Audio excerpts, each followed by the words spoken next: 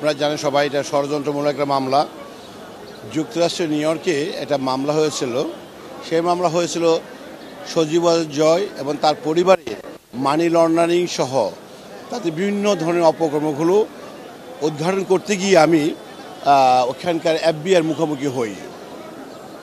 তখন ওখানে একটা মামলা হয়েছিল যে এটা এই ক্লাসিফাইড ডকুমেন্টগুলো কেন আমরা সংগ্রহ করতে গিয়েছিলাম, এ নিয়ে আমাদের একটা মামলা হয়েছিল। তারপর US জাস্টিস ডিপার্টমেন্ট তথা FBI শেখ হাসিনা এবং তার ছেলেকে তলব করার পর তখন তারা বুঝতে পারলো যে এটা বিশাল একটা ঘটনা হচ্ছে।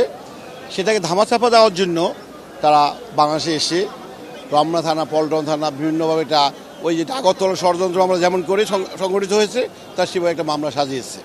যে মামলা কমপ্লিটলি এটা ভিত্তিহীন বানোয়াট, উদ্দেশ্য প্রণোদিতভাবে আমাদেরকে দেশের বাইরে রেখে তাদের এইসব তথ্যপাত্রগুলোর জন্য আমরা দেশে এসে প্রচার না করতে পারি, বাংলাদেশের 18 কোটি জনতার জন্য বুঝতে না পারে তাদের এইসব অপকর্মগুলো ঢাকার জন্য। আপনি নিশ্চয়ই জানেন, আমি এই ঘটনা উদ্ঘাটন করার পরে বিশ্ববাসী জানতে তথা বাংলাদেশের মানুষ জানতে পেরেছে তাদের অপকর্মগুলো একের পর এক বেড়ে আসছে। আজকে বিজ্ঞ আদালত আবার জামিন মঞ্জুর করেছেন। তা আমি মনে করি এখন থেকে আর আমার কোনো ধরনের বাধা নেই। আমি সহ তথা আমাদের পত্রিকা সম্পাদক বর্ণীয় সাংবাদিক মাহমুদুর রহমান এবং বর্ণীয় সাংবাদিক জাহিদুদ্দিনের সম্পাদক শফিক রেহমান সহ আমাদের আপাতত আমরা শঙ্কামুক্ত এই স্বৈরাচারের কবল থেকে আমরা রেহাই পেলাম।